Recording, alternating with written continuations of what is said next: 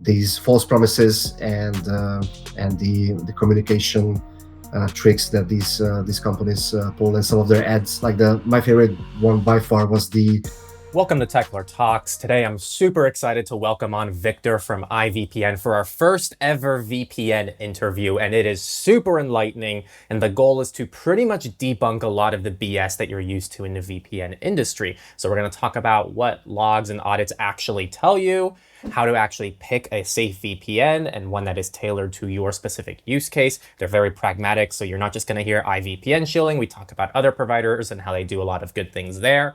Ethics in the VPN industry, threat modeling, whether or not the 14 eyes matters, jurisdiction, payment methods, so much good stuff. This is a super long interview, but very needed to help clear up a lot of these myths that we see in the VPN community. Without further ado, let's get into the interview with Viktor.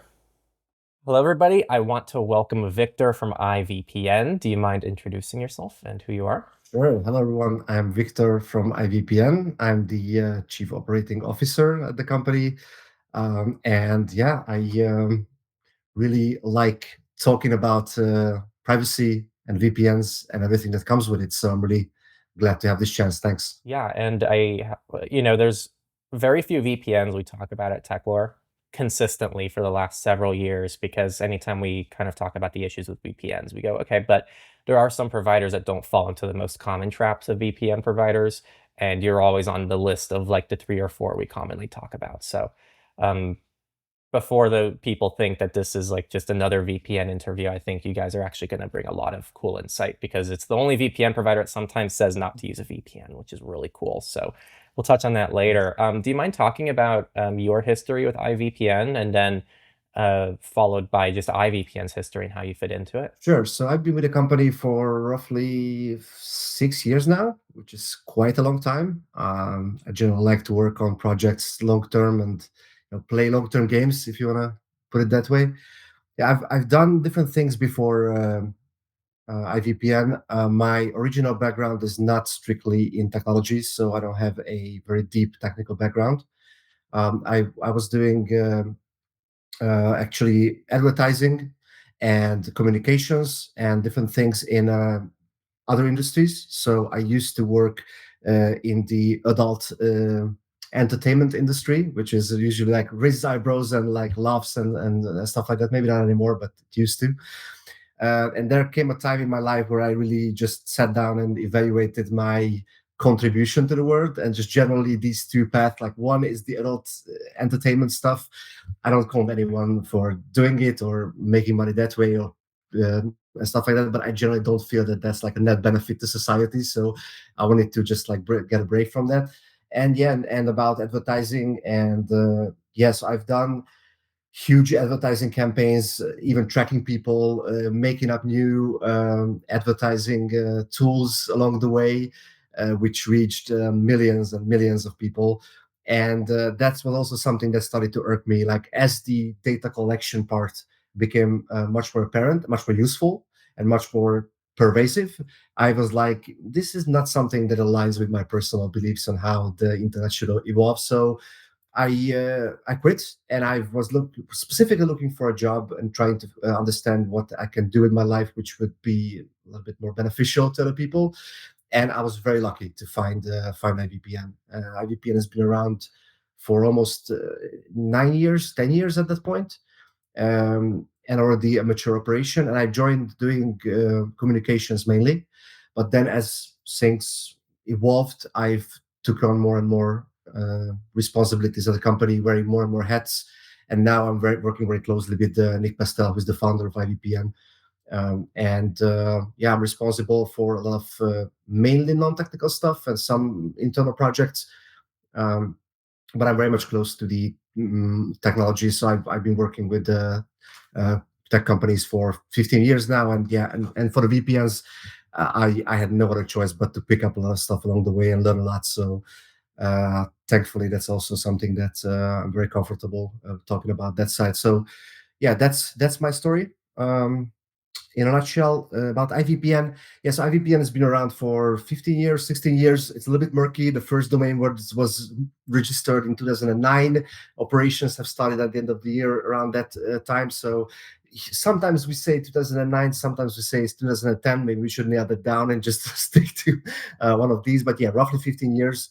It's been on the market for a very long time. One of the first, I wouldn't say one of the first VPNs, commercial VPN providers, but I would say one of the first that are still operating. And I think that's a kind of remarkable achievement. So the company was founded by Nick Pastel. You don't really see him or hear him much like talking like me, because that's my role at the company. But he has a very strong background in information security, cryptography, and he was working as an analyst at banks in the UK and as a consultant. But he wanted to create a service and do something for privacy. It became his own, personal mission to help people with that aspect. And at that time, it was really like a very niche thing. Now I think it's becoming mainstream, especially since Cambridge Analytica, and of course before that Snowden. But this is before Snowden, and after Snowden, I think the need for these kind of tools to protect yourself became a lot more uh, mm, popular, and the need for VPNs and generally IVPN kind of skyrocketed, and that's when he started to build it out. Up until that point, it was a one-man operation, and then that's when he started to build out a team. First, he started to hire people in Ukraine, and we had a physical office in Ukraine at a certain point in time. Now that's not the case anymore, but we still have people working and living in Ukraine. And then it kind of evolved into this fully distributed team where we don't have an office, we don't have we have some set hours where we work for collaboration, but generally there is a lot of flexibility going on. And most of our team members are in Europe. I'm from Hungary. I'm not living in Hungary at the moment, but most of our team members are in Hungary, are in Europe, and we have a person for customer service covering the Americas. So that's roughly our team composition at the moment. Really cool. Along the way, VPN companies are well known to be owned by another VPN company. In the example of, like NordVPN, Surfshark, and I think there's a third company involved with them, and then you have Yep.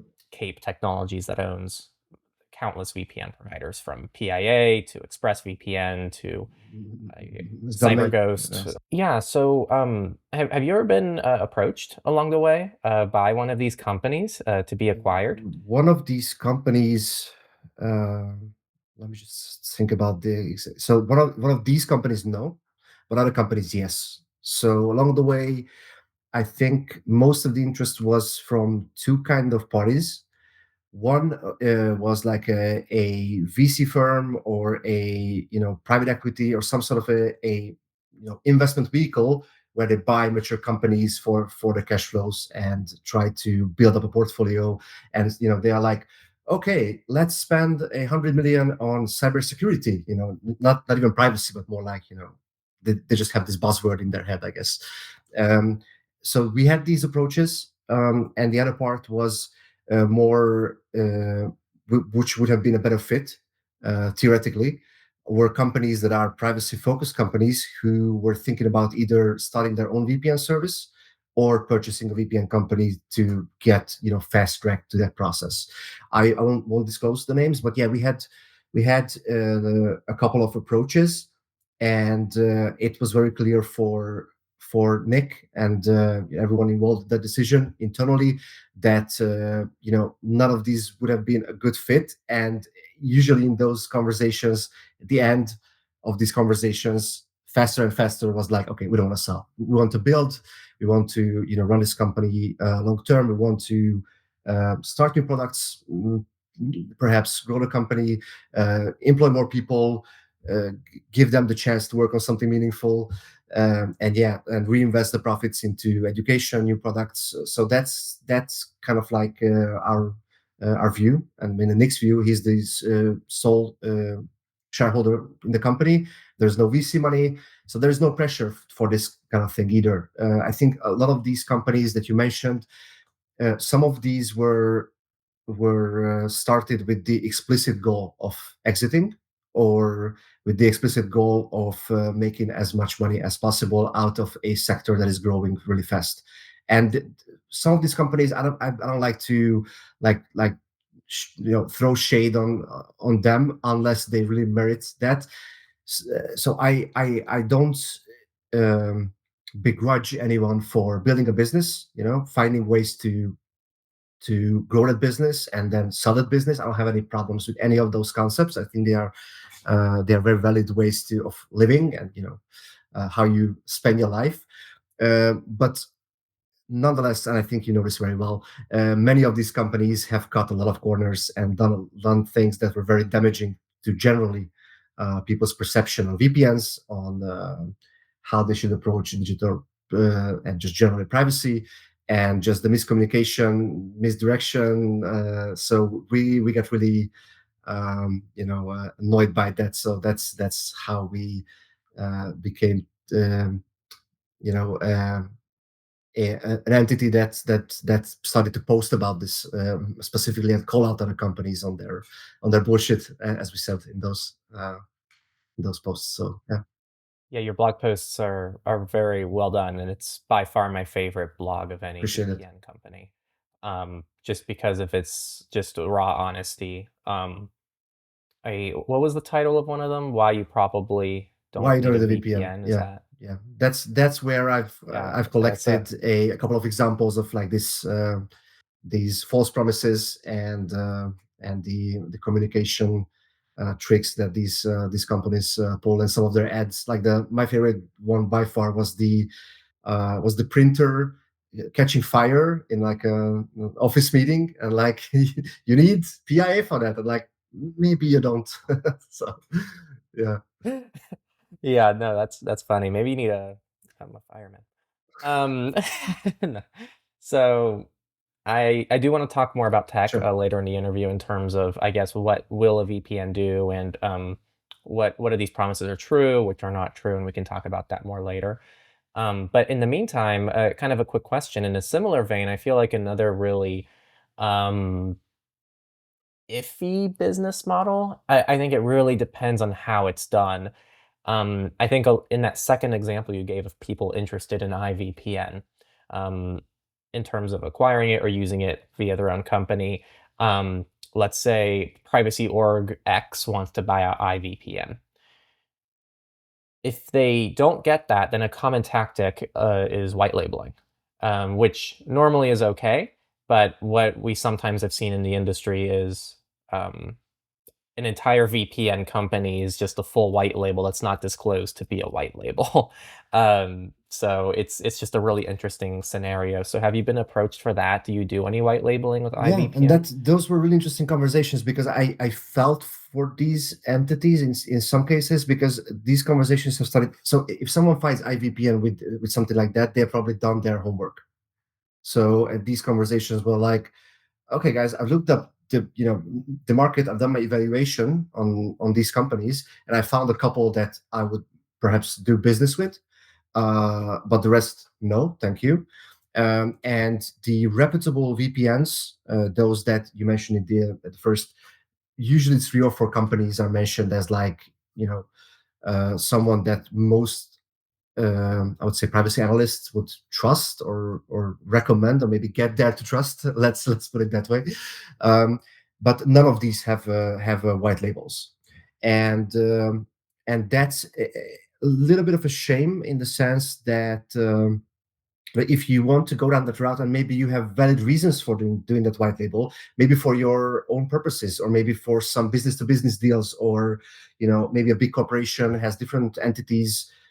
So there could be an option. I don't see the market for that big enough for and valid enough, because these companies, what they want is cheap access controls, smooth operations, and I think the big names can provide that for them. So I don't see that it's usually a good fit. But in terms of white labels, I haven't looked at that market for like 3 years now. But in the past, I know that some of the um, for me, the least trustworthy, if I put up brackets on this, in the least trustworthy bracket, there were two. I think one was out of the US, which has been around for a very long time, who named a last year, I think, an ex CIA director to their board or something like that, and the other one is run in I think in Pakistan, and no one knows they are from Pakistan. Of course, I don't have anything against people in Pakistan, but just the fact that they completely obfuscate this and like yeah. So there are some. I don't want to name names again, but if you look these companies up, you can guess who these are. These were the ones that had the most mature white label options, and people would naturally, I guess, who want to start a white label would have gone to them. And yeah, I think that's not really beneficial for the users. Very nice. And then if we pivot more into, I guess, usage of VPNs, in our community, people see VPNs as a privacy tool, mostly. I think there could be various uses for VPNs, but do you have kind of are you the way I view IVPN is more as a strictly privacy VPN, but do you have other use cases that you really cater yourselves to? In terms of how we decide on our roadmap and the projects that we take on, and how we prioritize, so we always have a lot of ideas and a lot to do, and a lot of it's usually more resource constraints than trying to make up something to work on. um, I think we always prioritize the privacy use case, which is specifically making sure. So the main use case for the IVPN customers is stopping their ISP from monitoring, logging, and sharing their browsing history and their data. That's the number one thing that they use it for. But I think in terms of use cases, some use cases naturally come up along the way just because you have that tool. And I can see this on my own usage on IVPN. I usually have it always on one of my routers. um, but in terms of when I travel, or I'm not using my home router to go on the internet. I There are some use cases where I try to use the VPNs because I don't trust the Wi-Fi operator, for example, in a hotel. That's quite a common use case. Another use case is generally for VPNs is the IP shifting for a different geolocation. A lot of VPN companies advertise themselves as such. We don't cater to this specifically, so we don't want to solve this. And when we get reports like this, we try to be very upfront on our website. And when we get reports like this via customer service, we just point them to that knowledge base, FAQ article on this. And if they are, we just give a refund if that was their primary use case. I can't watch Australian Netflix. Yeah, okay, that's not something that we can resolve for you. However, so for example, I use hopefully no one from the BBC or the I don't know Channel 4 tech team is listening to this, but I use one of our UK servers to watch one of the shows that is only available in the UK. But that's just like 10% of my usage, and generally our customers' usage. So um, yeah, I think that's the gist of it. Yeah, and then what do you say, I guess, to somebody who, because I do see this quite a bit in our comments, who they say, well, I use my VPN for Netflix and all these, and we actually do receive criticism for this, and a lot of it's valid, which is the VPNs we recommend, a lot of them don't have that as their main focus. Sure. So, do you think there's validity to that use case, or is it just kind of a Yeah, I'm a pretty yeah? pragmatic person. We are a pretty pragmatic company in our decisions and how we approach things. Whatever we think makes sense for our use cases and our goals, and the biggest chunk of feedback that we get from customers, we try to kind of like match that and align with that and use that as a driving guide for different decisions. But if someone wants to do that with their VPN, I mean, of course, I'm not judging anyone for trying to do that. On the other hand, if a VPN is very upfront about not not supporting this use case, then you should just pick another VPN. But I understand your predicament a little bit because you know that some of the VPNs that cater to this, and most of the VPNs cater to this, might not pass that threshold for you. So yeah, it's tricky. I have two suggestions in general for people like that. If you still want to go with a VPN that is recommended by your community, for example, or the analysts that you trust, and have this use case heavily, uh, one thing that you can do is try to set it up in a way that you can compartmentalize that connection. So some of these solutions might need more technical knowledge, like a SAX5 proxy, but some VPNs have a browser extension, I think, to help with this kind of thing. So what you can do is, or depending on your system, using split tunneling, where what you can do is set up a specific browser for these. So for your bank, for your government websites that you need to interact with, so those that have a lot of problems with VPNs, and Netflix, and you take that browser and you only use the browser for these purposes and set it in your VPN that supports split tunneling, where that browser's traffic is not going through the VPN. This is not trivial for a technical, not inclined person, but if you have a basic knowledge of how to set it up, I think it takes like 10 minutes. So I don't see this problem. That's one answer. The second answer is a little bit more idealistic and takes more time, and this coming from the activist, hat on. Yeah, you should just write these companies. Like, don't um,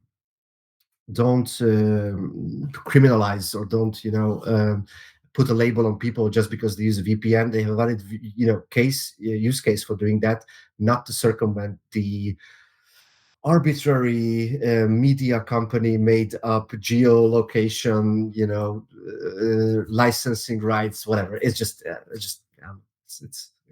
So that you can do, but it's hard to suggest this because I know that it's like kind of like an uphill battle. So as privacy activists listening to this know very well how this can be. So Yeah, no, definitely. And especially some privacy organizations actually even still have issues with the VPNs. Um, is it a false dichotomy that a VPN provider has to choose between privacy and maybe, streaming compatibility? Because that seems to be what I see mm, most often. I feel like the target audiences of these VPNs very mm. heavily swings in one particular direction. But to me, there's no technological reason why that's the case. So is this mostly a resource and focus issue, or is there an actual technological reason for Yeah, this? that's a good question. I know that one of the companies that I would trust, supports this use case, and I respect them for it. I'm not sure if they are happy for making the decision, but yeah, to answer your question, yeah, for us mainly resource constraints, um, and this is coming from the fact that we would like to build a VPN that is always on and provides a kind of um, daily usage that is focuses on the ISP problem, and generally the privacy problem, and the part that VPNs can address within your toolkit for that problem. And we would like to, I don't want to repeat myself too much, but this we always prioritize projects like this, and there's no clear technological reason. So there's no reason which would say this is not a problem that can be solved. On the other hand, it's very resource intensive. And the reason for that, it's a cat and mouse game. There is no technological solution that you just build and then just leave it.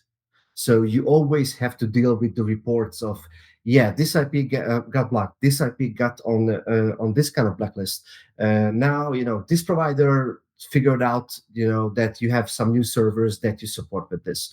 I think so. You constantly have to manage that, and you have to put constant resources on it. So if there would be like a one project solution which takes 2 months, and then you can just set it and forget it for years, we would, I think there would be reasonable chance that we would do it. So there's no like very clear I don't know, ethical or any kind of consideration why we don't do it, but it's just a time sink, and it's a time sink that if you take on, I think it also um, can put you in a situation where you are fighting fires at the times where you should have been building privacy focused solutions, and you come up with new products and new things. So it's just like opportunity cost in this sense. So yeah, that's the reason. Got it. And then how has your experience as an organization been? I mean, I assume that you probably get I don't want to make any assumptions, but it's probably at least one of the most common support requests is if sites Yeah. block IVPN users. Um, what power do you have over this as an organization, and is there anything that you have control over behind the scenes to try to assist, or is it still the same cat and mouse game if people are getting captured Yeah, or kicked same out kind of of mouse game, websites? exactly. I think yeah. So two things here. One is what we can control is changing the IP of the server, but then it gets blocked pretty fast again. And as you might know, the IP addresses are not you know uh, cheap or expandable in this sense. Um, and perhaps big VPN organizations can't afford, due to economies of scale and some other factors, they can play this game maybe better than us or willing to take on this challenge. And that's something that I'm happy to admit. Um, the other part of this is when people report this, the only thing we can do and recommend for them is to try a different server, which is usually something that is works at that time. Um, but yeah, finding a solution for this, I think this is one of the biggest problem for VPN providers. This is not an easy problem, and I haven't seen any providers that I trust and I respect solve this. And I think bigger VPNs within this smaller category of, let's say, trustworthy privacy focused VPN providers, they face this problem even more because they have more users and more abuse. So where it becomes tricky, um, if there's a VPN provider that has resolved this problem very successfully, I would strongly suspect that they have a lot of visibility into the traffic and the activities of their users. Maybe they don't log, or maybe they don't log, because if you start doing that, then you have the chance to implement more measures to stop abuse, and also to ban users for different activities. Um, but if you are a very radical about the choice of we are not doing that, and we are neutral in the sense of we don't know what people are doing on using IVPN, which is our pitch, and that's where the trust comes from. So it's quite evident that all of our decisions have to be based on that. Then you by default attract abuse as well. So people that use it for different purposes, which we cannot always stop, are going to hit those websites, and then those IPs will get flagged. So that there's this trade-off here as well. So what I can also say, which is might sound like a weak uh, uh, explanation, but I think it can maybe come up with in people's head when they see this problem. It's also a proof that your VPN works and that they are not doing anything to to check what you're doing.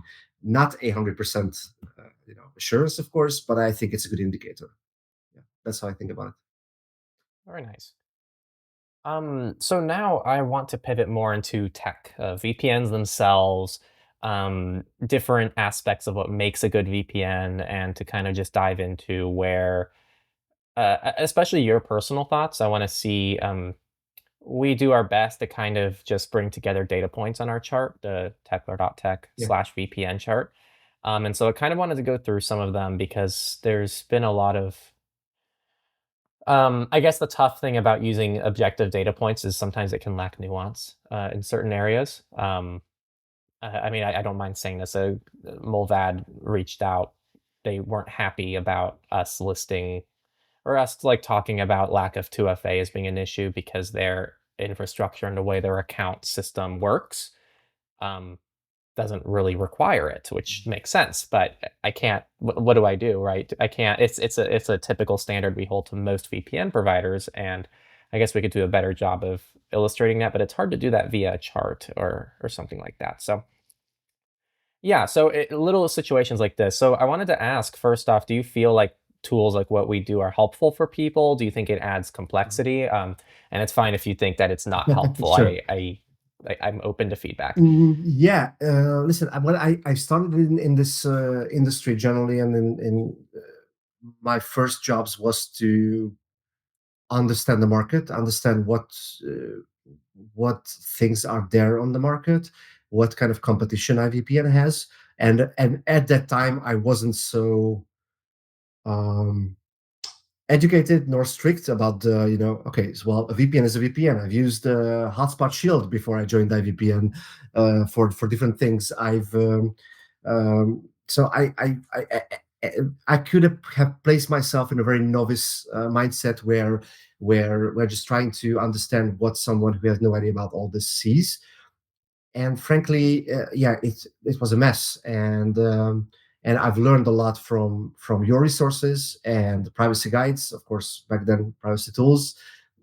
These were like quite instrumental, and also the that one privacy guide sites. I think these were the key resources over the years that I've got a lot of inspiration, also education from, to dive deeper and understand these kind of nuances. So I definitely think they are helpful. But yeah, I completely empathize with the problem of so many use cases, so many different backgrounds, expectations, touch points, different levels of awareness about privacy and about different use cases and about the levels of technical knowledge. So yeah, I think they are useful, but I also have a little bit of a worry and also a disappointment in these tools not being as popular as they could be. So if you Mhm. go on Google, if you go on, well, hopefully DuckDuckGo, but just generally for someone starting with Google or ChatGPT or somewhere else, if you are not adding these kind of qualifiers of like focus on privacy, or use resources that don't have advertising or affiliates. Uh, you know, all the things point, all the roads lead to, yeah, the big magazines, the VPN affiliate sites, and of course they try to be. Some of them try to be have some sort of journalistic integrity in the best case, but still, knowing what I know today about VPNs, I would just completely discard most of these, and I would only use resources like yours and privacy guides. So, and that's what I recommend to people in interviews and in different settings. The other day, I had um, an interview for an academic thesis on surveillance. And one of the questions at the end was like, okay, so if I were to put in a section about specific recommendation on self-defense and like tools, what would I do? And yeah, and these were the sites that I've recommended. And I said, and don't use anything else because it's yeah. So that's how I feel about it. Yeah. That's helpful feedback, and I'm glad to know that at least you feel that way. Because even I think Privacy Guides is doing an incredible job, and they probably add a bit more of the nuance that we're lacking. And so it's just frustrating because it's not hard to do. I think it's actually a lot harder to like consistently try to sell and market VPNs that maybe aren't the best to tons of people. And I definitely want to touch on sponsorships, affiliate programs, and stuff like that, how IVPN feels about them and how you feel about them later in the interview. But kind of just to stay on topic with the data points, I get a million questions about jurisdiction. Um, and the most common thing, which I know that I believe you've written on as well in your blog, is 5 eyes, 14 eyes. all the I's. For context, people listening, it's UK, USA, with some agreement made between, I think, the UK and USA. If I'm saying anything wrong, just please correct it. But this eventually extended into some kind of more global information sharing program between countries, and people think that picking a VPN outside of those 14 countries or 9 or 5 countries gives them better protection. And it's really hard to talk about this without people picking a side. Based on my understanding, so again, I'm sharing based on my understanding. I'm hoping to get some insight here. Doesn't really matter. It matters more about your local country's jurisdiction and their ability to what I guess recourse they have to take user data. So we've seen in situations certain no-log VPN providers that respect privacy are in one of these 14i countries. They were in situations where they didn't hand over user data because there's very good privacy regulation in the countries that they reside in. To me, that seems like the most important thing. That's been my understanding. I would love to hear your thoughts, and I'm sure a lot of other people would as well. Yeah, I mostly agree with your assessment. I think this is overblown, and I say that with our well, our jurisdiction, and I'm going to get into that after my answer, but it's not so clear cut because so we are based in Gibraltar, and it's legally, in some sense, is in the UK, but from most of the respects that is important for a company like ours is not in the UK. I'm going to get into that, but just to answer your question, um, so yeah, and and I think I'm not sure if Switzerland is actually in one of these eyes, but I think they are now. So major competitors of ours, close competitors of ours, are in these kind of ICE countries, and even then, I say I think it's overblown. So it's not like it's really I don't. We could lean on this angle, but we never do things that we don't believe in just for the sake of trying to drum up users subs. So yeah, so I think the company jurisdiction. So let's separate two important things here. One is the company jurisdiction, and the other is the server jurisdiction. So where the actual VPN server is, and that's also important. So for the company jurisdiction, I think, and for both heuristics here, you can think about threats. If you think from a threat modeling perspective for the company, what kind of things that they could be faced with that could potentially compromise user data. We have two things here. One is overt things and covert things. So the overt things are the things that are visible and done with the help of the law, in the sense that it's not an intelligence operation or some obfuscated thing or some spy stuff. But you know what I mean. So so any kind of operation where the purpose, the methodology, the reasons, and everything else is classified in any country. There are a lot of operations like this going on in the world. So you have this. This is the covered stuff, and then you have the other stuff where someone comes in and breaks down the doors, or and says, or puts you a court order in your face. You have to do this. That's the other stuff, and I think. Generally, jurisdictions matter a lot for the legal, like the overt, where it's done by the letter of the law with the public's knowledge. So if your VPN resides in a country where they have to or have servers, also is also important, in a country where the VPN company or the data center has to keep logs by law, then you shouldn't use that company because they don't know what they're doing. And these countries are Russia, um, India, for example. That's a common. We get a lot of requests for Indian servers. No, thanks, because then it means that the data center where our bare metal server is would have to by law have data retention policies set up, which is incompatible with our privacy policy. So you have these, and in that sense, jurisdiction matters a lot, I think. And so, for example, for Gibraltar, it has very strong protections for companies like ours. because they have separate data protection laws. We are not, we don't need to keep any kind of data for any purpose, not even national security purpose or anything like that.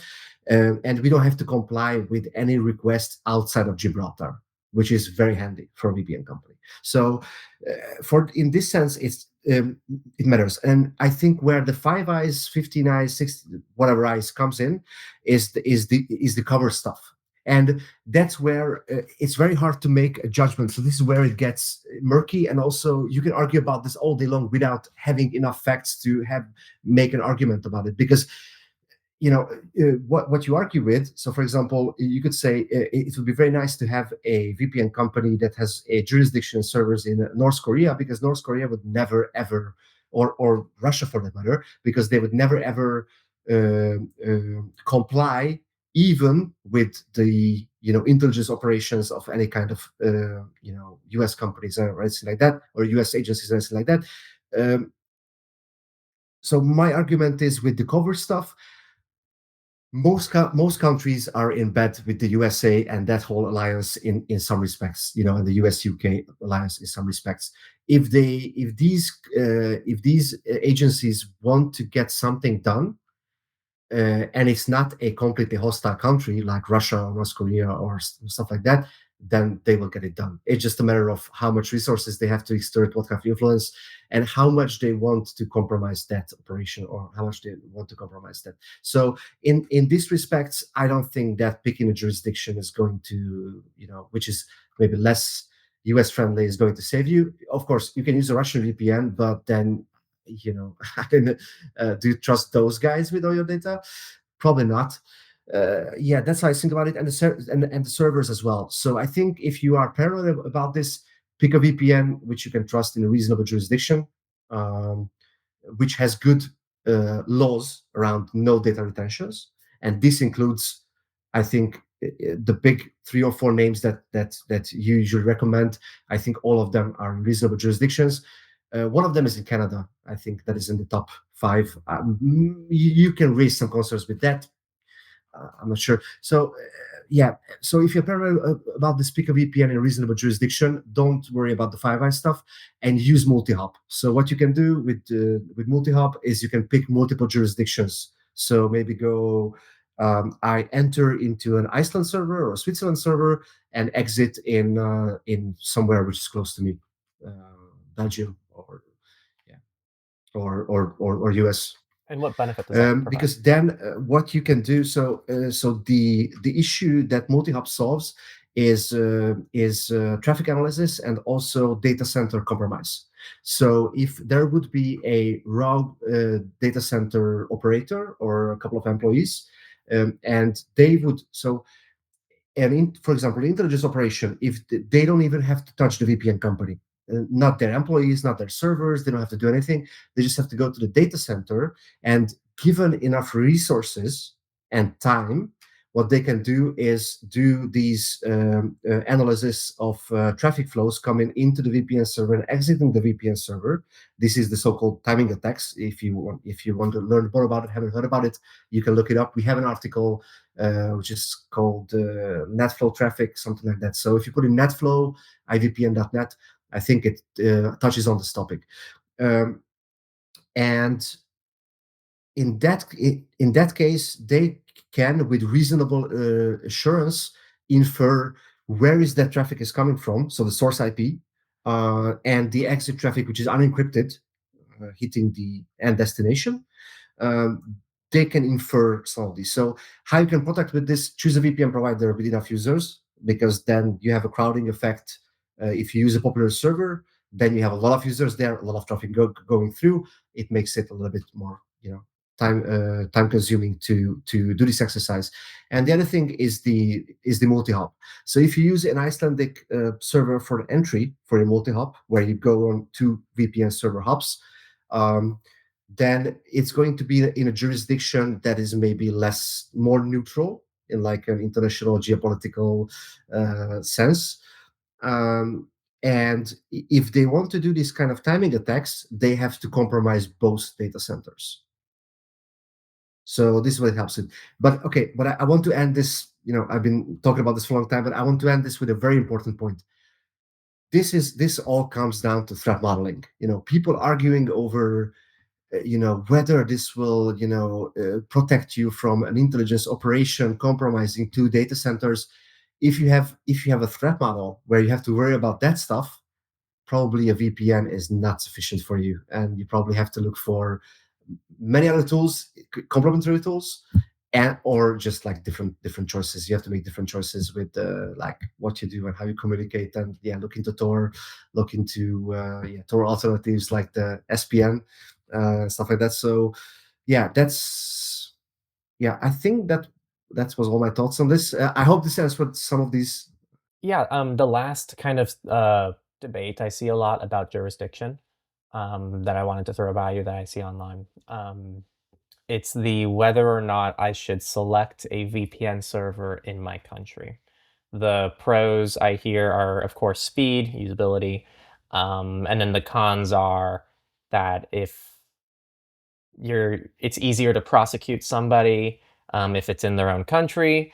And then on the other end of the spectrum, you hear people say that, well, like in the case of the US formally isn't allowed to spy on its own citizens, so you have more privacy protections as an American citizen connecting to a US server. Do you have any thoughts about any of those debates? Or does it matter at all? Yeah, I think this is where we get to a point where we'd have to like understand the specific cases and again the threat models. I think generally for most of why do you need a VPN? That's why you have to default that back to that question. If you want privacy protection from sites that you visit, if you want hide the IP, if you want privacy protection from your ISP, and your just general use cases like this, it doesn't matter at all. If you want to do stuff that could, if you're an activist or you're in a country where you do stuff where you could reasonably and you can end up in trouble, and we will not go into the question like the ethical and other implications, and I will stay neutral in this sense, and I'm not condoning any criminal activities here, of course, especially not through the IVPN network. But in the US, I think the reason it's hard to answer is because I haven't seen cases where this was relevant. And I think this could be answered much better if you would see someone in court arguing about this. So if you're really on this topic, I think you should monitor keywords on this for court cases and stuff like that. Um, I think the argument makes sense for the U.S. argument that they cannot spy on the citizens, but as we know that they kind of do in many respects, just because of like we make up an arbitrary rule that we can spy on outside of the country, but if there are two hops in their communications with people, no matter if they are from the US or not, that then they are fair game. So I mean, this is not going to save you if someone is really after you, or you really want to, I don't know, screw you over from some of the US agencies. So yeah, I don't know. I don't want to. I don't want to make a. I have some opinion depending on the jurisdiction, but I don't want to make a very strong opinion or like strong recommendation on this because, it's hard. And I don't want to make the have people have to have assumptions that I recommended something specific in this regard, case by case. Yeah. Yeah, and then if we move on past the jurisdiction thing, another common, I guess, hot topic of whether or not somebody should factor it into their decision of getting a VPN are transparency reports and warrant canaries. Transparency reports being a company self-reporting, how many legal requests they receive, how many they comply with, and then warrant canaries being pretty much just a way to remove or modify a website to just let the world know that they've been compromised in some ways. Some people don't think these tools are valuable, and I'm curious if you think they are valuable. The way I think about this, as with most things, so I have a list. I've given some talks on this at conferences and some educational forums for activists on how to pick a VPN. where I was very explicit about, maybe IVPN is not the best choice for you. It was more about trying to build up a list where I educate people on not falling into these traps. And and I have a list of these, and how I think about most of these is that they are signaling tools. So what this means is, if someone has transparent ownership, someone has a warrant canary, someone has a clear privacy policies on what they're going to do. Some of these things are, you have to take them at face value, and it's a differentiator between different VPNs. So if I evaluate the VPNs, if I see transparent ownership, if I see very clear privacy policy, if I see um, the transparency reports and the warrant canary, I can see that these people have at least actually like put in the work and thought about this and think this is important, and they keep updating it, and someone cares about it. But of course, it's their word, and there are some things that can be verified, and like with 100% assurance, and maybe even like quantifiable. So for example, whether they have trackers on their website, or whether they have open source stuff. So these are binary things which you can validate. But for the rest of the stuff, like what they say, what they post, what kind of pages they put up, and for example, our ethics page, where we talk about different things of what we are commit not to do. Some of these things are hard to verify. We say we don't advertise on Google. How do you verify that we don't advertise in South Africa? Of course, you can if you really want, but it gets a little bit tricky. So some of these things are for me are signals, and that's how I think about it. They're useful for some differentiation, but in terms of like, okay, if a provider has this and this and this and this, now they are 100% trustworthy. Check mark. That's not how it works. I don't think that you can trust the provider 100%. Maybe except if you work there. That's why I have an easy job on picking a VPN, I guess. But yeah, so it gets tricky from that point. And I would like to see more tools and more options for good VPN providers to demonstrate that. And yeah, we are working on this on the infrastructure side right now. So this is very, very important for us. Very cool. And then another thing people hear a lot is logs. Um, I think people understand the concept of what a log is, because it's pretty intuitive, but we see court cases of people pretty much being handed over for being a VPN user, for better or for worse. Again, like you said earlier, like not even condoning criminal activity regarding those court cases. But when you go on our VPN chart, you'll see something really interesting in the logging policy section, which is everyone but 4 VPNs says they have no logs. And some of those companies that say they keep no logs are also responsible for some of those court cases.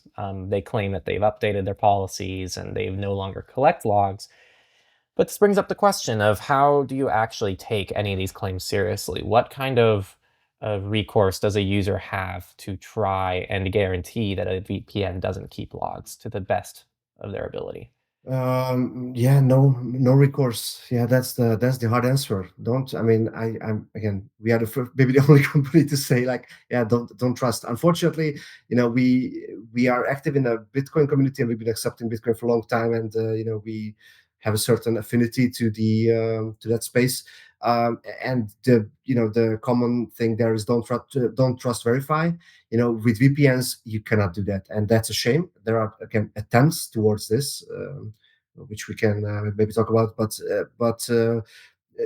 don't trust any VPN company. That's that's the gist of it. That's the short answer. You cannot verify that they have no logs. What you can do is try to get there. If you think about it as a spectrum, like a trust spectrum, you need to get to as close to that trust as possible, and then be vigilant about it. So if with this conversation, and if you look up, maybe you haven't heard about IVPN before, if you check our website and you check our policies and you check everything, you say, okay, this is a pretty trustworthy company. If we can get to the 99% trust with you, I'm very happy, and we have done a good job. But yeah, there's no way to verify all this unless you actually can see peek into the production servers of the companies and what is the actual running code and the configuration, unless you have that access. And if you have that access and you are not authorized and not part of the company, then the company is not doing a good job either. So yeah, audits are a snapshot in time. This is also a recurring theme that we say. They're a snapshot in time. If a malicious company wants to do a no logs audit and change everything so there are no logs, does the audit, and they can revert to the config one day before, and then they can just keep doing what they're doing, and they can go around and say, oh, we had the no logs audit, and they're a malicious company and they're collecting logs. It's also a signal in this sense, and we have stopped. Our first audit was a no logs audit like 5 years ago, but like 2 or 3 years ago, we explicitly said we are not going to do any more no logs audits because we think it's misleading and it's abused for that reason. So yeah, it's tricky. Yeah, and then another thing, diskless servers is a very popular thing now. A lot of people are migrating their servers away from storing data on disks to only storing data on RAM. So theoretically, if the computer's shut down, no data is stored. I don't believe you guys do that. So is there a reason why? Yeah, two reasons. One is that we have a longer running project where we are going to do that, and that's coming next year. I don't want to, exact timelines always tricky, but I want to say Is that what you were kind of hinting at with the no logging stuff? exactly. So yeah, so we are going to do that. We see value in that. On the other hand, we also feel that in terms of the value add for the companies and the VPNs threat modeling perspective, it's a little bit of like a virtuous signaling in some sense. So what you are doing is protecting the servers more from mainly from physical compromise and any kind of where so if you compare the two ways of doing this, the chance of that happening and making a difference and how that affect your users is not um, as much as it VPN companies that were first to do this would like to make it appear. That's our stance. On the other hand, we feel that it's a benefit, so it's a better approach. So I'm not saying it's not a better approach. I'm just saying that so far we haven't felt that we need to extend all those resources to make this happen. On the other hand, now we have a project.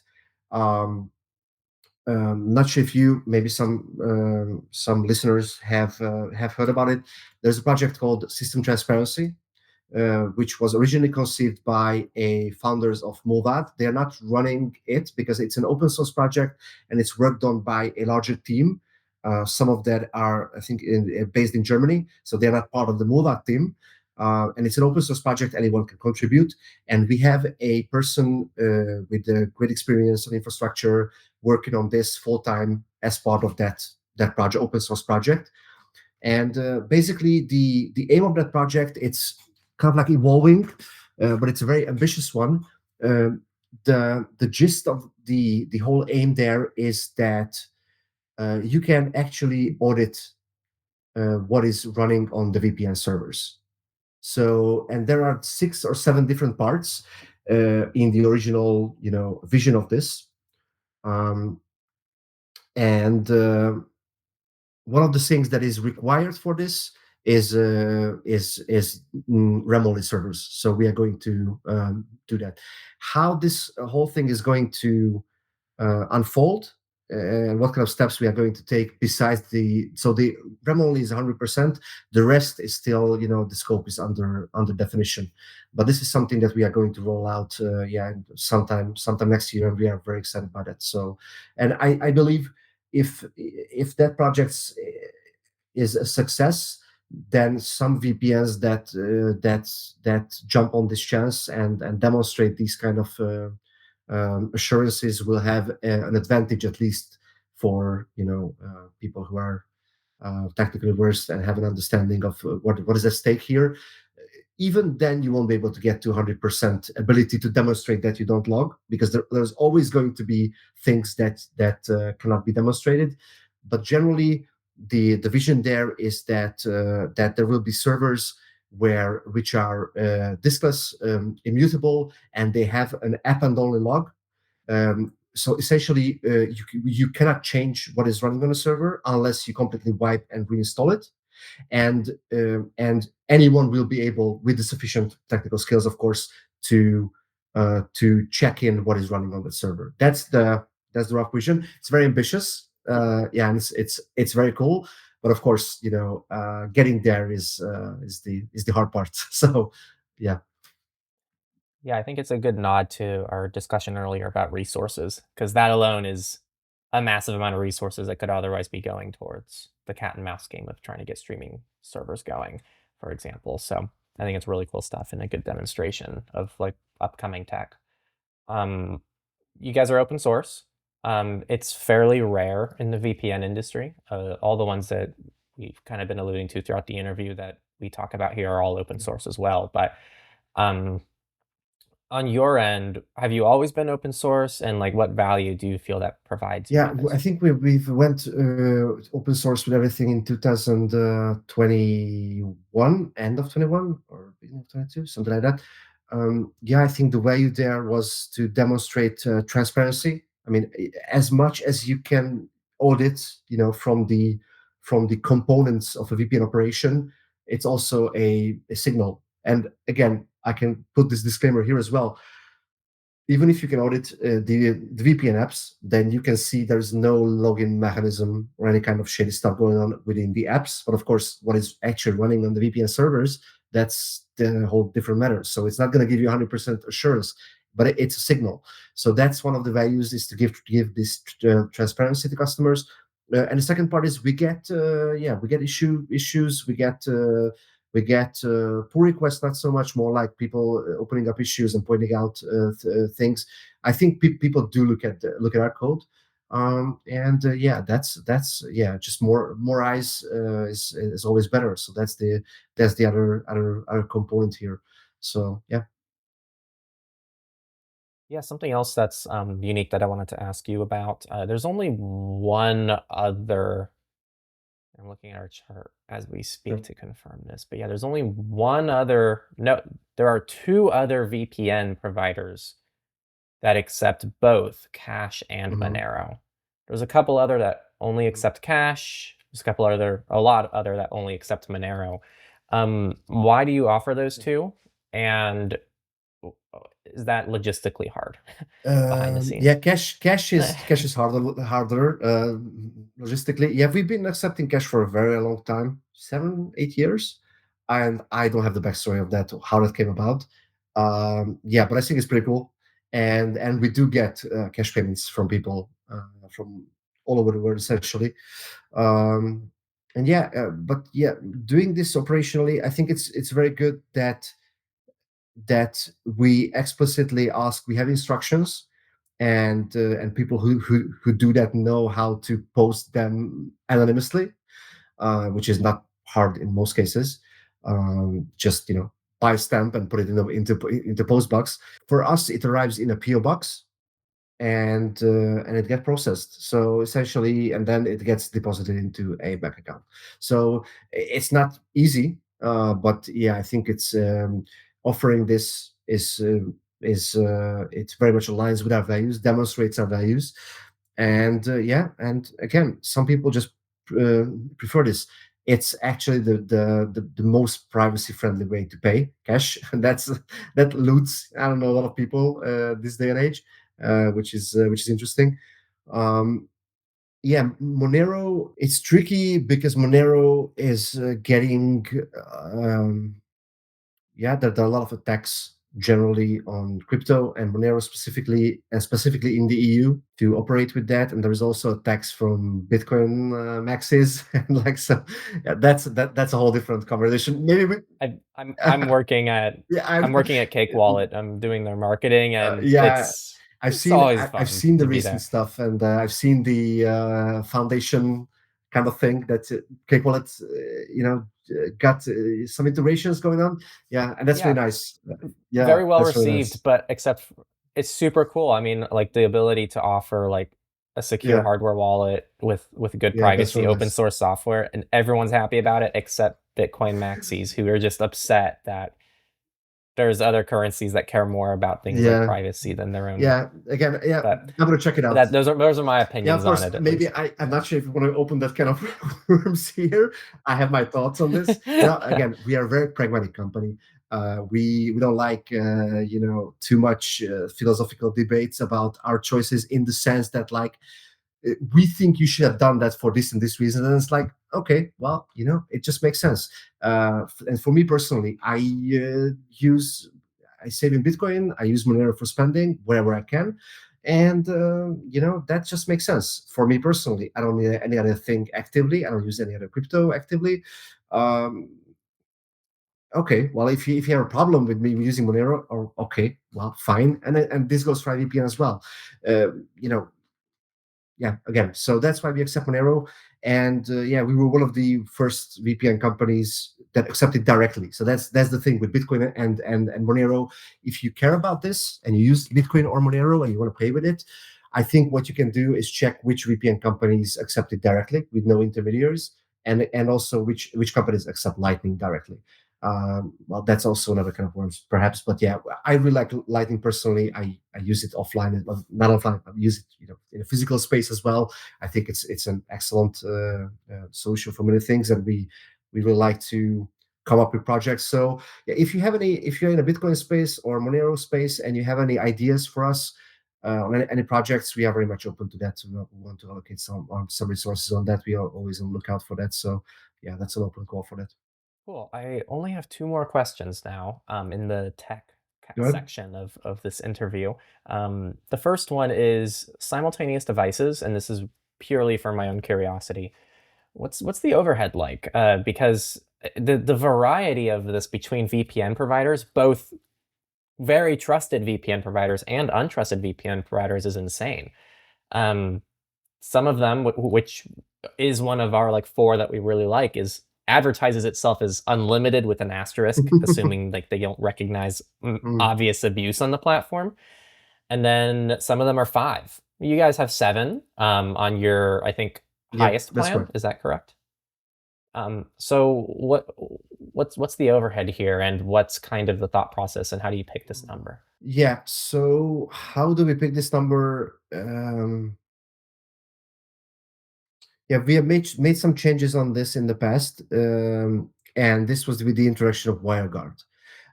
In the past, we have allowed simultaneous connections within our plans, and we have changed that to simultaneous device installs, essentially.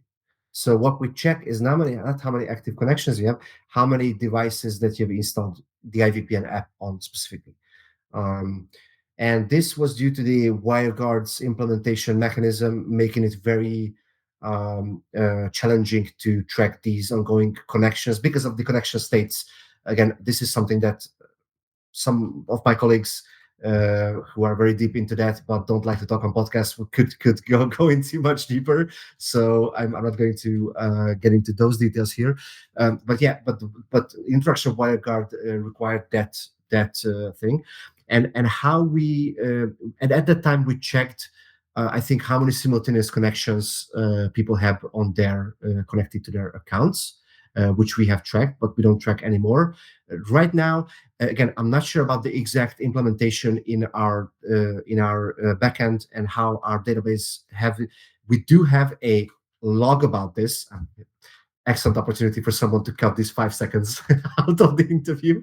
But anyways, this is all in our privacy policy. How we manage the information about simultaneous devices and why we need that and what kind of information. It's essentially a counter. You have a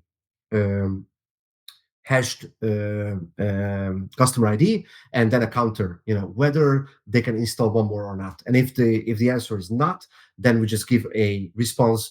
Okay, you have reached your limit. Either upgrade your plan or remove your devices. And we have a device management, panel in our account area on the website where you can enable this feature and then you can manage your devices. But everything is opt out by default for privacy reasons. So how do we arrive to that number was to look at the existing usage at that time and also the competition. So there was some part of the company development involved in those discussions. I can share it very transparently, but I don't fully remember all of those details, to be honest, because this was 3 years ago. I can share that, and this is just my personal thing. This is not a promise, and this is under discussion. I think an overhaul in some respects is probably due in terms of our plans, but that is also will be probably tied to our plans for next year, which I'm happy to go into if you think it's a good segue to that, or we can do that later. It's up to you. Yeah, probably Sure. later in Okay. terms of next Okay. year and stuff like that. Um, and on the topic of WireGuard, I guess I'm adding one Go ahead. extra thing here because No another problem. I have question came time. up as you were talking. Because I've been doing the VPN stuff and being involved with the resources for a long time now. Before WireGuard was even a thing. Yep. I remember when WireGuard was extremely new, and I forgot who like the first major Mhm. provider was to roll it out, but Major provider. I definitely Yeah, know for the there. major providers. Yeah. So there was a Zyre VPN, which has been recently acquired. I think they were the very first one, like from the small-ish providers, to experiment with it. And then Movat has done the where you could use it with configs, and we were the first to do it via the apps. Yeah. Nice. Super cool. That's nice to have that history. One thing that kept coming up when people were introducing WireGuard, and this came up from multiple people independently, both trusted and untrusted. So even some companies I would normally kind of, uh, look at with my eyebrows raised, actually mentioned that they either had to heavily modify WireGuard or they had to actually implement their own proprietary version of WireGuard in order to mitigate privacy concerns of WireGuard. Do you mind speaking a little bit more to this? Because it seems like it is actually a common place of agreement between a lot of VPN providers. Yeah. So what I could say is like we have a very specific article on how Okay. why we have found this to be the case, and I think this was one of the. So there were a couple of blockers of why bigger companies and maybe technologically a little bit lagging companies have not tackled this. Was one is that WireGuard was in an experimental phase. So when do you consider something sound and secure to put it into production for threat models like this? That was an open question with a lot of debate.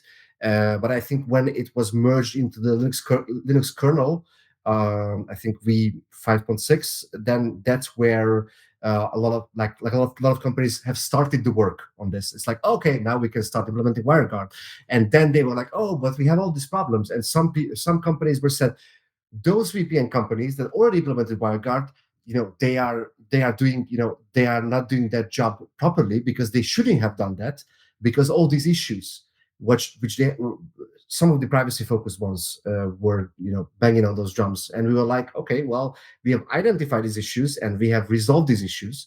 And this is the part where I have to say, like, this is not my expertise and not my forte. I understand these problems, and we have covered these, but I'm not be able to like reason for our solutions. But the key problems with WireGuard were there was by default within the protocol there was no forward secrecy implemented. So you have to implement something that like automatically and transparently regenerate the new keepers every 24 hours or every couple of days, or well, we have a setting in that in the IVPN app. So that was one of the main problems. And there was a lot of other things like tunnel IP address allocation and rotation. And I think the public IP address is of the peer is stored in memory. So these were like the key things there. But again, I would invite you to go on our website. If you put in IVPN, WireGuard, privacy, these keywords roughly, or I can share that resource that you can check into that. And yeah, and I think these were published like very early. So yeah, we were one of the first providers to tackle these issues, and yeah, we are very proud about that. But of course, we are mainly looking forward to the new accomplishments, not uh, live too much in the past. So yeah. Yeah. No, super cool. Thanks for touching on that a little bit, and definitely go ahead and check out the article to learn more. I should read that myself as well because I'm not super familiar with the technical bits. The last thing I want to touch on in terms of the technical section, which hopefully is the most informational part of this interview, because I think that your uh, insight so far has just been super helpful. First-party servers. This is another thing that people commonly look at in their provider. They like seeing that they own their own servers and their data is going through servers they have full control over instead of a rented server from a data center. Um, you guys don't have any first-party servers, to my knowledge. So, what are your thoughts on first-party servers, and what are the challenges in kind of Sure. rolling that out? And I think there's only one or two VPN providers that actually has a 100% fully first-party flock. Um, A lot of data. and then there's a few that have a hybrid, but it is pretty rare, I'd Yeah. say. Yeah, I think this is somewhat similar. Where I start from thinking about this is somewhat similar to the RAM only. I think it's a spectrum, and it's also a threat modeling exercise. What kind of things that a VPN company can consider a threat? What is the likelihood of that? And whether that aligns with what we promise and what we expect our customers' threat model to be. So in this respect, you can start from shared virtual VPS kind of setups, which a lot of companies use, which is I think is that's the no go for me. I would discard those kind of things because you don't have complete access to the server, and I think that's not sufficient for a consumer VPN setup. And then you have the model that we use is that when we rent the server, we wipe it completely, reinstall it from scratch with the disk encryption, and only we make sure that the access controls are sufficient, that we can access that server. So and in that case, the only issue, potential issue, is with the hardware. So is the hardware compromised, or can you compromise the hardware? Whether this is locked down completely, and with a lock, and in a cage, and who is actually motivated or incentivized to tamper with that. So of course, and again, having your own server that you have actually procured and put it together yourself and locked it down in some respects is better than renting one. And this I fully consider this. There is no argument there. But again, the gains, the difference between in terms of threat models, we think is does not merit these kind of resources, and also these kind of arguments that a provider that doesn't have their own servers is completely untrustworthy, or not negligent, or stuff like that. If you think that, that's fine. I respect your opinion. We don't think that this is the major make or break in that kind of assessment. Yeah, and I think the biggest question here, and this is maybe also something that most VPN providers won't tell you, is the resources. It's crazy expensive. That's to just because you have so many data centers, so many locations, and you can reason, like once you ship that server, then you lost control of this whole supply and delivery chain. So you want to go there and install that server by yourself. So and you have to ideally lock that down with a cage. Then you ideally, so you can push this as far as you want to push it, and even then it's not the actual, the hardware components weren't built by you. So why, where is the first VPN company that have their own factory for all these components? Of course, I'm a little bit going into the extreme territory here, but you can get the point of my argument. I think there is a baseline which we more than meet, with our current setup. We would like to improve on it, and I think the RAM only is going to be the next step. In terms of extending all these resources for having our own servers, I think that the difference there from threat modeling perspective is minimal. But if you disagree, I'm very much okay with that. And of course, I'm not going to argue that IVPN is a good choice for you. So that's it. Yeah. Thank you very much for all the insight with the technical side of it. And now we're kind of going to go into maybe the VPN industry, sponsors, My affiliates, favorite topic. and just kind of, yeah, just that kind of zooming out a little bit more Okay. from the nitty gritty. Um, First, as IVPN, I guess what are your issues with sponsored and affiliate content? And what policies do you have around it? And why do you think those policies are important?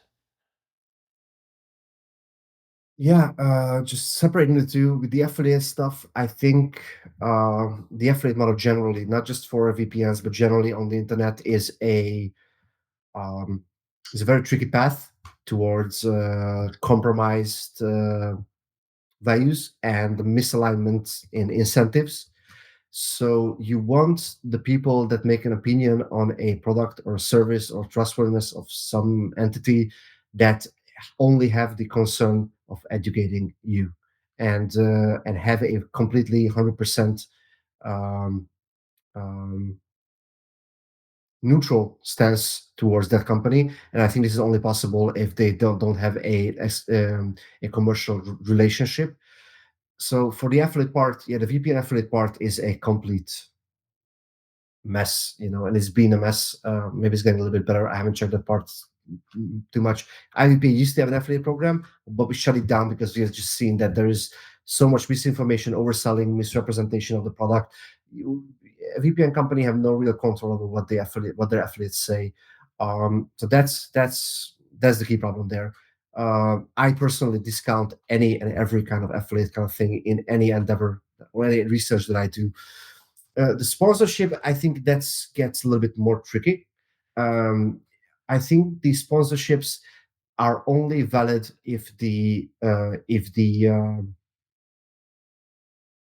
person who is being sponsored knows the topic that the product or the service is connected to very well.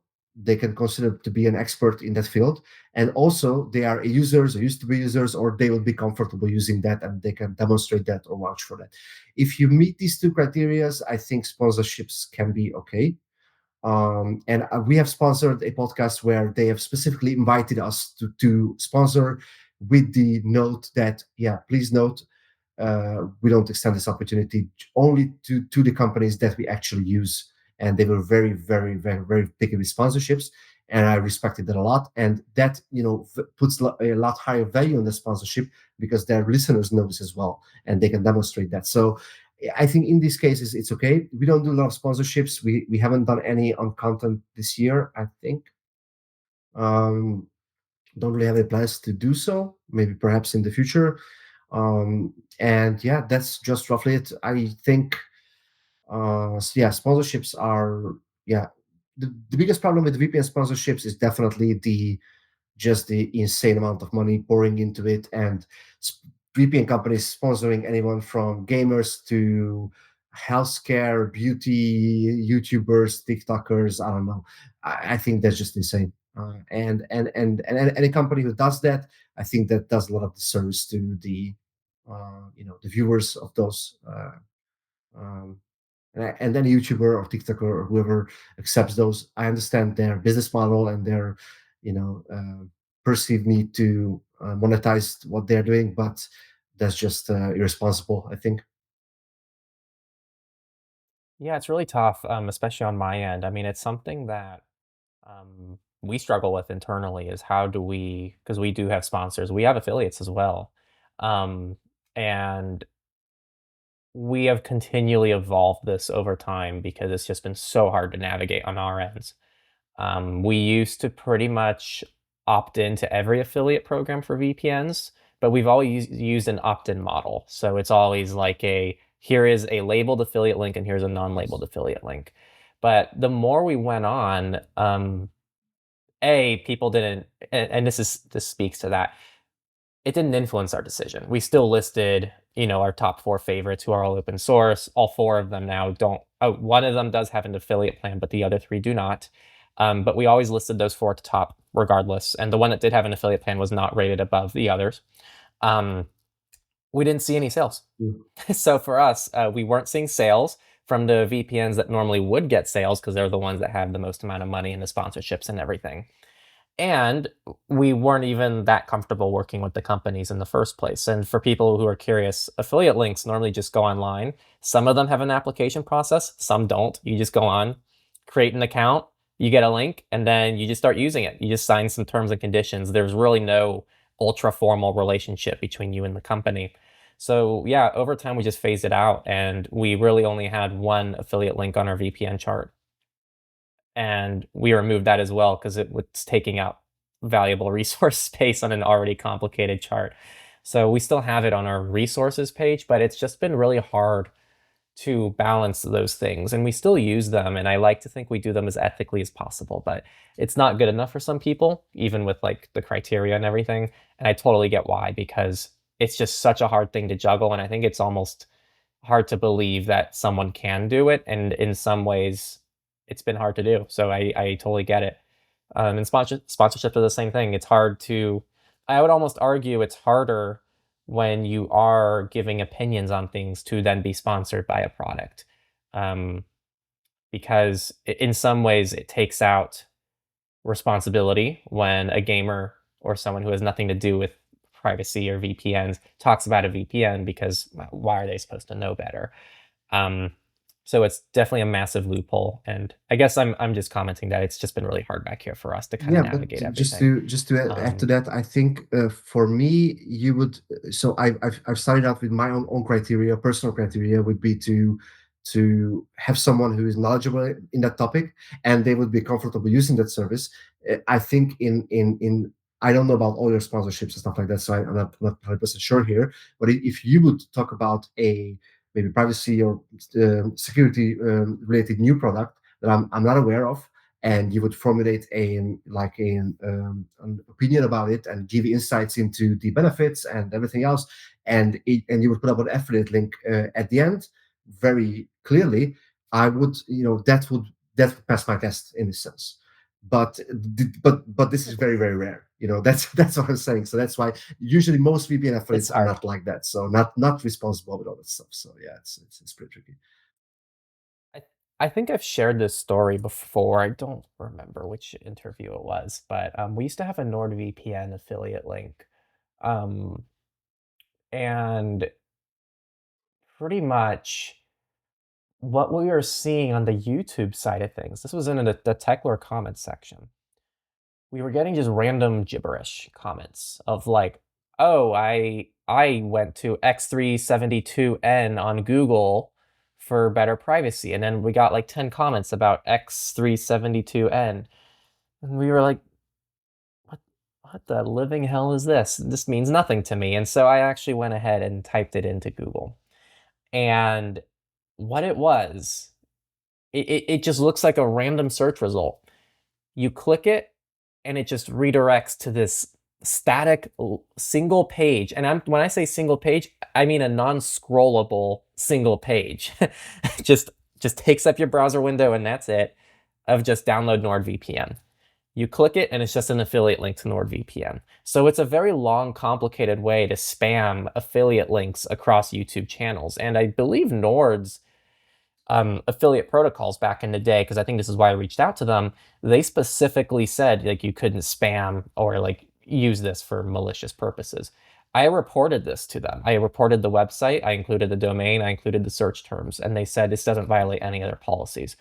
I think for me, on the other end of the spectrum, it's also a complete conflict of interest for companies, the VPN companies themselves, because there is no incentive for a VPN company who's not ethical to just let people do whatever they want with affiliate links. Nord isn't incentivized in that situation to go, oh, hey, yeah, this person's abusing it, and yeah, they're actually getting us a lot of sales, so why Yeah, would I we think, stop and it? this goes So to the heart of the problem with most VPNs. For me, I know this industry inside out now, and I know. So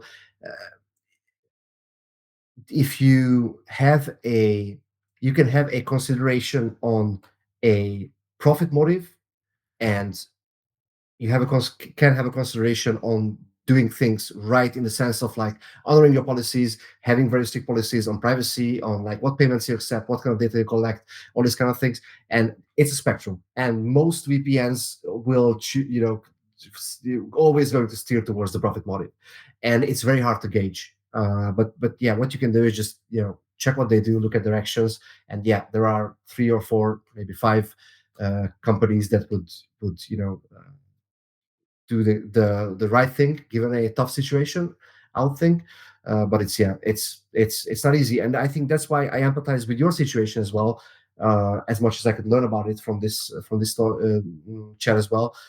Um, if you have people who, for example, create content and try to educate, and if they cut corners and like try to rake in as much money as possible from bullshit offers, and always try to just like push, sell, and make over promises, and just like jam their channel with the highest paid VPN offer, they are going to get the resources to grow, and to advertise, to get better equipment, and that's a spiral, that's a flywheel that is very hard to stop and figure out how can you bootstrap yourself, how can you leap forward.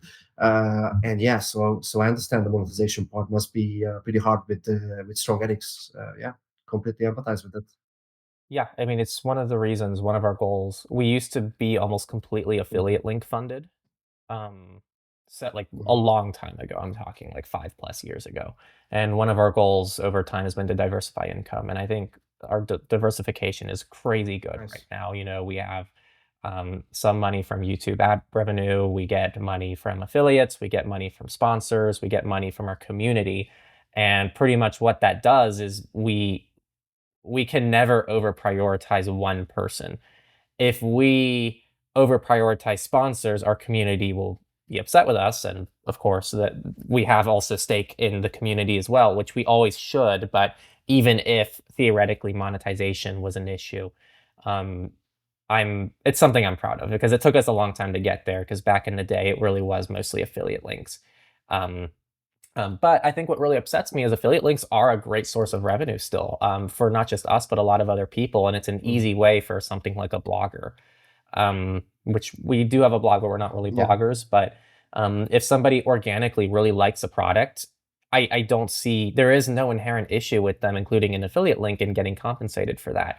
It's the misuse exactly. of it, and it really ruins the reputation for people trying to use them ethically, which is what's really frustrating for me, because they can be used ethically, but it's just so frequently not that a lot of people are choosing not to use them.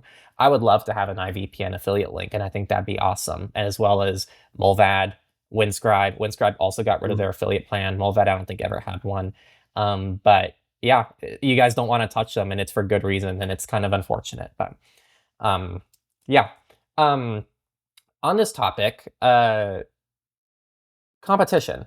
Behind the scenes, do you guys have any relationships with other big VPN providers in the privacy world? Mhm. Obviously, you don't have Yeah, to, I'm not looking to like stir yeah, sure. anything up between anybody, but what does that look like behind the scenes? Yeah, so we have uh, I have personally met a couple of providers. There was a conference, not specifically for VPNs, but for censorship circumvention. Um, and there were some VPN providers specifically invited to discuss things.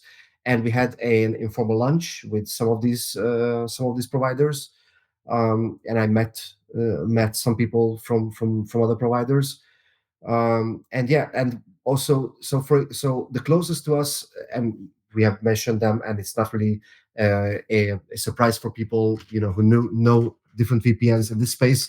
Movad is pretty much the closest to us in terms of choices, technology, how they think about the whole business and the VPNs.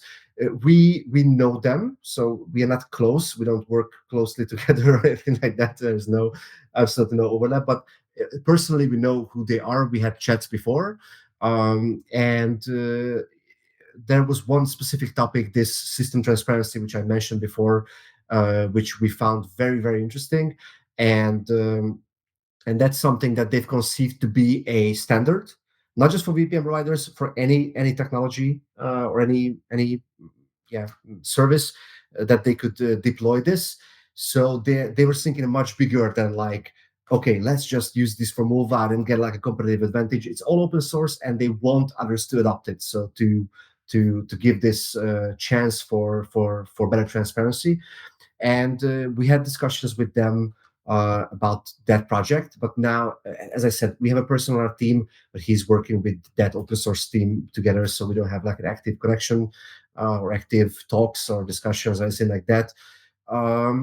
Yeah, with the rest other companies, not really. I've met people who worked for Surfshark at conferences. And yeah, I don't want to put them in any kind of bad situation, but those conversations were pretty funny. So whatever I met, people who are like outside of the better VPNs, they are like, yeah, I know. I know, Yeah, that's interesting. And so, kind of to start finishing out this interview, we recently got in touch again because you guys acquired Safing, who develops Portmaster and also the SPN. Super interesting when I first saw it, and I didn't even read the full thing you sent because you messaged me on Signal about it, I believe, or maybe email. No, I think it was Raphael who messaged me on Signal, and So, then you emailed me. Whoever I read first, I didn't even read through the first few sentences, and I immediately kind of connected the dots between, you already yeah, mentioned how you met Mulvad, and it was like one of the few providers who might be similar to like kind of the values that you guys have. And right away, I felt the same way about exactly. Safing. I've Yeah, interviewed their team as well. It's the closest to like a VPN interview we've ever done. This is actually the first formal VPN interview we've had on the channel.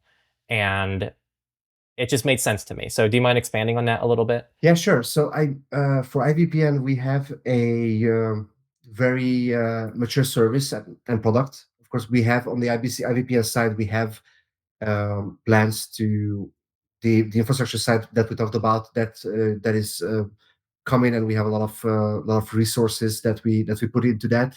But we were thinking about the company and the value that we provide to our customers, and we felt, over the years, and as we also talk about it, VPN is just a part of a toolkit, and I think that's more true each year.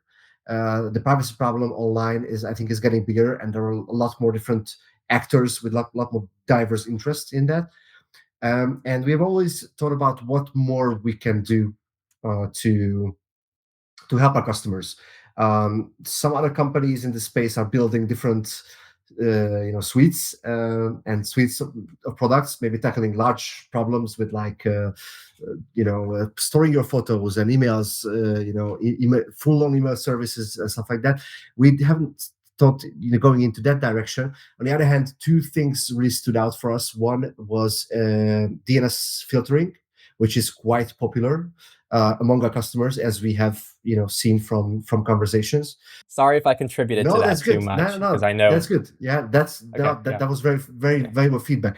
I also use a DNS filtering tool, which is not controlled by us. So in IVPN, we have our own DNS, which you can use as part of the service, and the customers wanted different filtering tools, at least like using predefined tracking filters for that, and that's why we have anti-tracker in IVPN. But customers wanted more, and also we use other tools for better controls, more granular controls.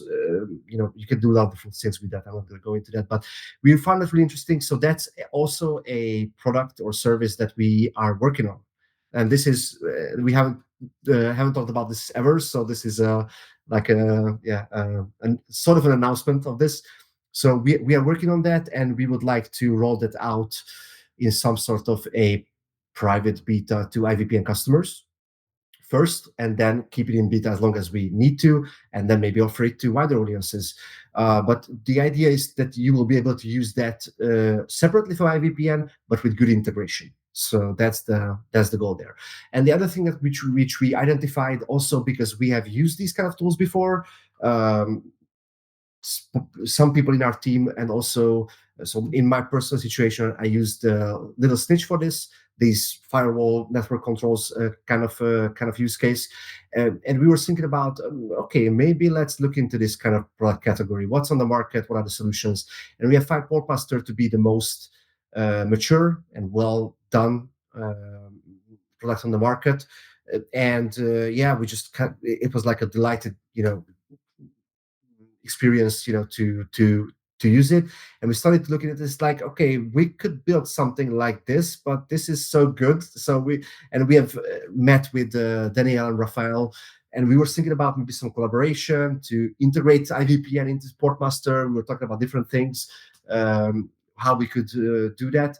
And after some time, it became very apparent that we just came out very clean, and that, like, listen, guys, we wanted to build something like this.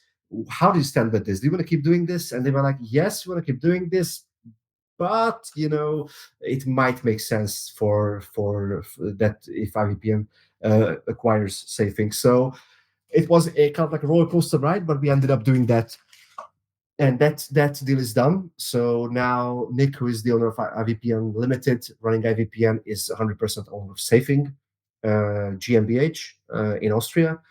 And our plans, if you are a Safing or Portmaster user and you're just hearing this for the first time, maybe, so it's very important that we are not going to change anything. We are going to run this as it is. For the next couple of months, there is a handover process, and we are not touching anything. We are not doing any new releases in that time. But the plans are that we are going to do a couple of things, looking at a couple of different things, deeper IVPN integration into Portmaster, but you will never be forced to use IVPN. So if you don't want to touch IVPN, do anything with IVPN, you don't need to. That's a very firm promise. We are not going to change that. And if we change that, you are going to all hold me to that. But yeah, some sort of integration, deeper integration of IVPN into Portmaster. That's one thing. SPN is part of the Safing offering, which is if you don't know about it, it's like a Tor alternative in some sense. I think it's faster than Tor, and it has a different model. I interviewed the SPN team, and we actually talk about decentralized VPNs versus SPN versus Tor versus VPN. So yeah, okay. Check out that interview, and it's the same kind of deep dive there. Nice. So so the SPN is really interesting because we might look at different things, like maybe offering an entry through IVPN, exit through SPN. It can get tricky for different reasons because it's very deeply integrated into Portmaster, but that's an option. And yeah, just generally, once this is done, and like we have different products on the market which are all very complementary, in a sense, then we might be looking at some sort of a suite or some sort of a where you can get all these products for one price, very very reasonable price. And maybe so we haven't really ironed out the details of that. That's why I don't want to make any promises here, but that's kind of the vision. So yeah. Super cool. And then what do you have in mind for next year? What are some of the big yeah, so these are the things that are the key things, like the network, like the infrastructure side updates. That's are very much a key priority for us. And apart from this, yeah, the on the IVPN side, we have a couple of things we need to look at. Catching up on a V2A obfuscation support on Android. That's a very heavily requested stuff. It's present on all other platforms where it's possible, but on Android it's not. And that's if you're listening to this and you have experience with Android VPNs and maybe obfuscation, hit me up, Viktor at ivpn.net. We need some resources on that side. So I'm actively looking for a person like this. And yeah, so we are going to work on that and look at some different stuff. The problem of traffic analysis that we touched on in terms of like solutions with multi-hop, but there are different new threats on this, using AI, where it gets really easier to do this kind of traffic analysis. So we will be looking at that problem as well next year. And yeah, work on these other products, firewall, DNS filtering, and we also have a force product that we are planning to roll out, which is an email for like the email forwarding tool, where you can create like email aliases and stuff like that. But that doesn't really fit into this like core theme that like the DNS firewall VPN complementary theme. It's more like some sort of. It started originally as like a hackathon project a couple of years ago. We kind of neglected it, and then we just like thought, okay, let's just put some resources on it, and we have a person working on that, and that's also something that we personally use a lot. So yeah. Well, thank you so much for your Thank time you for the today, invitation. Victor. It's been such a pleasure. I hope that this very in-depth interview really cleared up a lot of misinformation around VPNs for people. Thank you. I appreciate the opportunity. And yeah, if anyone has any questions, you know how to reach me. Yeah, just check out the website, IVPN.net, and all the socials. We're mostly active on Mastodon, but also like Reddit and Nostr, X or Twitter, however you fancy it. So yeah, feel free to hit us up, and happy to expand on any of these points. Thank you.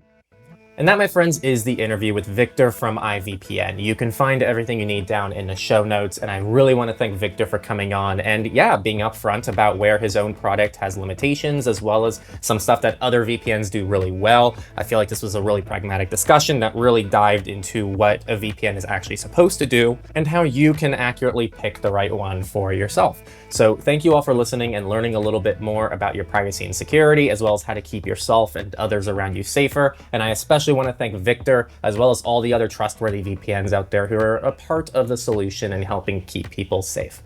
See you all next time on Techlore Talks.